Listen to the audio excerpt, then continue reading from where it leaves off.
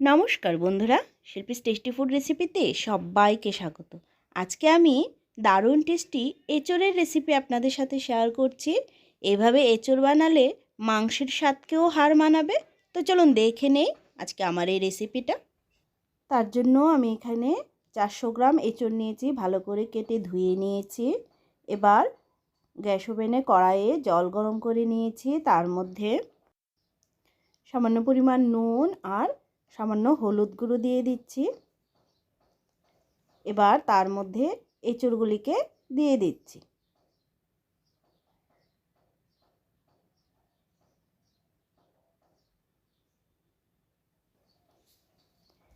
এবার 3 থেকে 4 মিনিট আমি এঁচোড়গুলোকে বয়েল করে নেব। 3-4 মিনিট হয়ে গেছে, এঁচোড়গুলো বয়েল হয়ে গেছে। এবার এগুলোকে নামিয়ে নিচ্ছি। এগুলোকে নামিয়ে সাইডে রেখে দিয়ে আমি একটা মশলা রেডি করে নেব। তার জন্য মিক্সিং জার নিয়ে তাতে 1 ইঞ্চ পরিমাণ আদার টুকরো দিয়ে দিলাম, 10-12 কোয়া রসুন দিয়ে দিচ্ছি। এখানে 1 চামচ পরিমাণ জিরে, 1 চামচ পরিমাণ ধনে গুঁড়ো দিয়ে দিচ্ছি, 2টো শুকনো লঙ্কা, 4টে কাঁচা লঙ্কা, ঝালটা আপনারা আপনাদের পছন্দ মতো দেবেন। একটা মিডিয়াম সাইজের টমেটোকে টুকরো করে দিয়ে দিলাম। এবার একটু জল দিয়ে এটাকে ভালো করে পেস্ট করে নেব।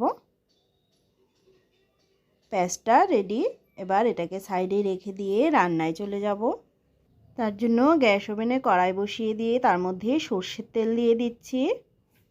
তেলটা গরম হয়ে গেলে ডুমো ডুমো করে কেটে রাখা আলু দিয়ে দিচ্ছি। আমি এখানে 3টে আলুকে এরকম সাইজ করে কেটে নিয়েছি। এবার পরিমাণ মতো নুন হলুদ দিয়ে আলুগুলোকে নেড়েচেড়ে ভেজে নেব।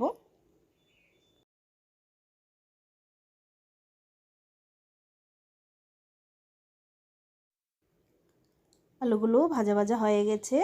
এবার এগুলোকে আমি নামিয়ে নেব।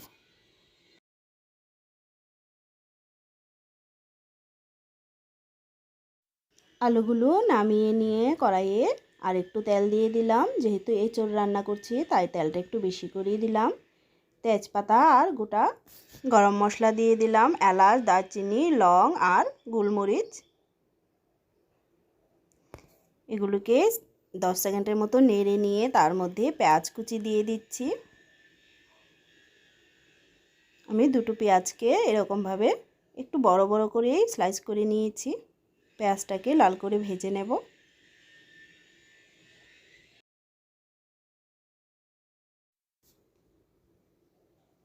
পেঁয়াজটা লাল করে ভেজে নিয়ে তার মধ্যে কালারের জন্য 1 চামচ কাশ্মীরি লাল লঙ্কার গুঁড়ো দিলাম, দিয়ে দিচ্ছি 1/2 চামচের মতো হলুদ গুঁড়ো। এবার মিশিয়ে নেব। মিশিয়ে নিয়ে তার মধ্যে আমি যে পেস্টটা করে রেখেছিলাম পেস্টটাকে দিয়ে দিলাম, ভালো করে কষিয়ে নেব। এবার এটাকে আমি 3-4 মিনিট টাইম নিয়ে ভালো করে কষিয়ে নেব। ফ্লেমটাকে লোতে করে দিয়ে এটাকে আমি কষিয়ে নেব। তার মধ্যে পরিমাণ মতো নুন দিয়ে দিচ্ছি, মিশিয়ে নেব।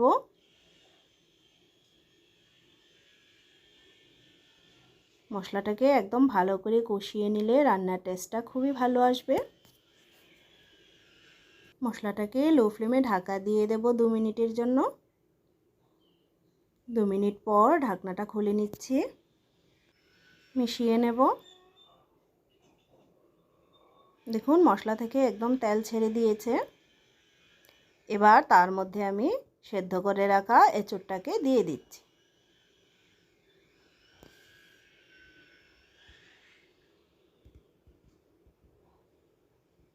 আলুগুলোকেও দিয়ে দিচ্ছি। এবার এঁচোড় আর আলু মশলার সাথে কষিয়ে নেব আরও 2-3 মিনিট টাইম নিয়ে।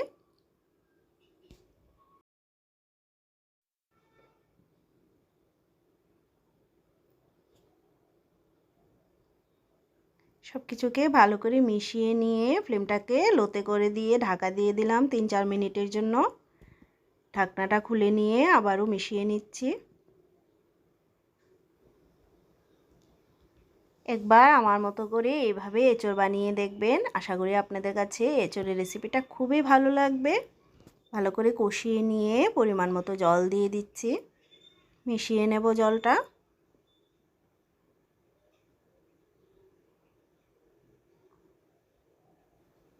জলটাকে মিশিয়ে নিয়ে ঢাকা দিয়ে দিচ্ছি 3-4 মিনিটের জন্য। 4 মিনিট পর ঢাকনাটাকে খুলে নিচ্ছি, মিশিয়ে নেব। মিশিয়ে নিয়ে আমি আরও এটাকে 4-5 মিনিটের জন্য রান্না করে নেব। 2 মিনিট পর নেড়ে নিচ্ছি, দেখুন ঝোলটাও শুকিয়ে গেছে, মাখো মাখো টাইপ হয়ে গেছে, একদম কষা মাংসের মতো।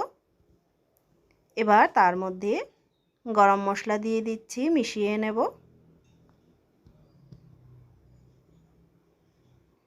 একদম রেডি হয়ে গেছে আমাদের এঁচড়। গরম মশলাটাকে ভালো করে মিশিয়ে নিয়ে গ্যাস অফ করে নামিয়ে সার্ভ করে দেব। তো আমার আজকের রেসিপিটা যদি আপনাদের কাছে ভালো লেগে থাকে তাহলে ভিডিওটিতে একটা লাইক করবেন। নতুন বন্ধুদের কাছে চ্যানেলটা সাবস্ক্রাইব করার অনুরোধ রইল। দেখা হচ্ছে নেক্সট ভিডিওতে। সবাইকে ধন্যবাদ।